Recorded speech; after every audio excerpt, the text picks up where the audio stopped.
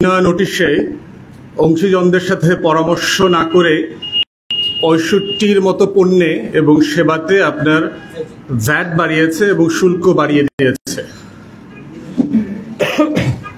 প্রথম কথা হচ্ছে যে এই সিদ্ধান্তে আসার আগে আমি সাধারণ দেশবাসীর জন্য একটু ভ্যাট জিনিসটা পরিষ্কার করছি, জিনিসটা আসলে কি।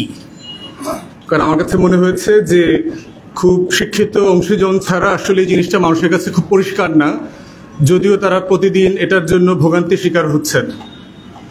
আমরা যারা টং দোকানে চা খাই, আপনি জানেন যে এক কাপ চা হচ্ছে এখন অ্যাভারেজ 10 টাকা নেয়। এখন যেই চাচা টং দোকানে চাটা বানান তিনি আসলে কি করেন, তিনি এই 10 টাকা কেন নেন? প্রথম যে কারণে উনি টাকাটা নেন, আপনাকে যা খাওয়ানো হচ্ছে এর অনেকগুলো জিনিস উনি নিজে উৎপাদন করেন না, ওনাকে কিনতে হয়েছে। যেমন ধরেন ওনাকে ফিল্টারের পানিটা কিনতে হয়, ওনাকে চা পাতাটা কিনতে হয়, ওনাকে দুধটা কিনতে হয়, ওনাকে চিনিটা কিনতে হয়।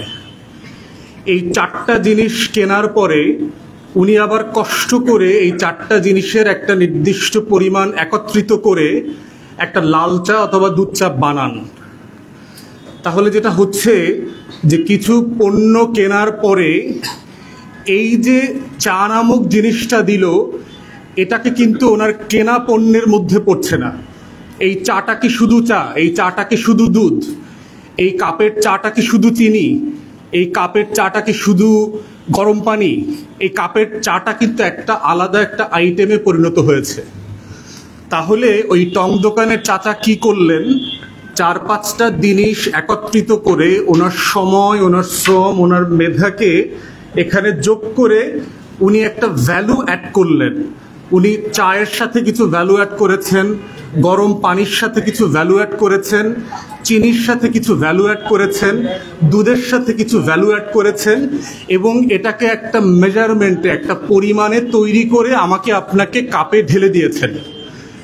ওনার এই জিনিসগুলো কিনতে খরচ হয়েছে ধরেন 6 টাকা। বাকি 4 টাকাটা ওনাকে আমরা কেন দেই?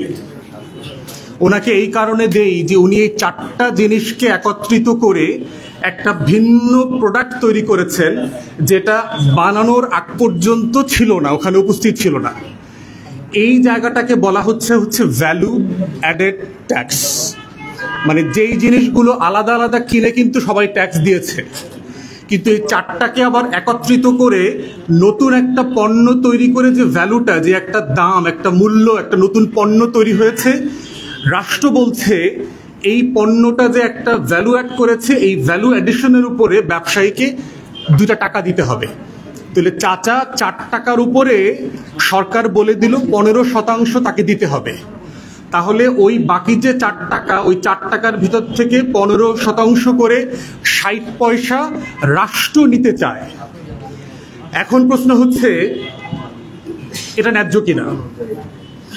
তাহলে ব্যাপারটাকে এরকম কিনা যে যিনি চাটা খেলেন, তিনি চাটা খেয়ে আসলে একটা বিপদ তৈরি করেছেন, একটা গুনাহ করেছেন, যে কারণে তাকে একটা শাস্তি দেওয়া হচ্ছে, কারণ এই কনজামশনটাই একটা ভ্যালু অ্যাড করেছে এবং এই ভ্যালু অ্যাডিশনের কারণে রাষ্ট্র একটা কর বসিয়ে দিয়েছে।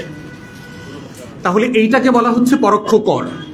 যে সরাসরি কিন্তু রাষ্ট্র বলে নাই যে 1 কাপ চায়ের উপরে 2 টাকা করে শুল্ক দিতে হবে। যদি এটা বলতো তাহলে 2 টাকা শুল্ক হতে হচ্ছে প্রত্যক্ষ কর, কিন্তু সরকার বলছে যে এটাকে ভিএটি আকারে আমি 15% করে নেব। এবং শুরুর দিকে যখন ভ্যাট আইন ছিল সারা দুনিয়াতে এবং বাংলাদেশে, তখন কিন্তু আপনার প্রত্যেকটা ব্যবসায়ীকে আইনে বাধ্য করা হয়েছিল যে আপনি যে একটা নতুন পণ্য তৈরি করছেন, এটা করতে আপনাকে কি কি কাঁচামাল খরিদ করতে হয়েছে এবং এটা খরচ কত টাকা পড়েছে, এর বাইরে আপনি কত টাকা এখানে যোগ করেছেন, ভ্যালু অ্যাড করেছেন, তার উপরে আপনাকে 5%, 10%, 12%, 15% আকারে রাষ্ট্রকে ভ্যাট দিতে হবে। ব্যবসায়ীদের চাপে পরবর্তীতে ব্যবসায়ীদের কাছ থেকে এই তথ্য পাওয়ার যে অব্লিগেশন ছিল সেটা রাষ্ট্র উইথড্র করে নেয়, কিন্তু ভ্যাটের যে কম্পালশন ছিল সেটা রয়ে যায়। এখন ভ্যাট কেন? ভ্যাট তৈরি হয়েছে ধরেন এই গত শতাব্দীতে 1954 সালে ফ্রান্সে প্রথম ভ্যাট তৈরি হয়, ভ্যাট নামক আইডিয়াটা আসে। এর আগেও আপনার জার্মানিতে বিভিন্ন সময় আমরা দেখেছি যে ফার্স্ট রাইখের সময় অথবা ঊনবিংশ শতাব্দীতে এই প্রত্যেকটা পণ্যের সেবার জায়গায় জায়গাগুলোতে যখন ভ্যালু অ্যাড হয়েছে তখন তাদেরকে টাকা দিতে হতো। অতএব এই লেভেলের একটা করের কালচার ধরতে পারেন যে প্রায় 150-200 বছর থেকে দুনিয়াতে আছে। বর্তমানে 175টা দেশে ভ্যাট নামে একটা কর আছে, পরোক্ষ কর। এর বাইরে আপনার সেলস ট্যাক্স বলে, আমাদের পার্শ্ববর্তী রাষ্ট্র ভারতে এটাকে জিএসটি বলে, গুডস অ্যান্ড সার্ভিসেস ট্যাক্স, যেটা শতাংশ হচ্ছে আপনার 4.5% মতো। তো এই আমেরিকার ধরেন সেলস ট্যাক্স আছে।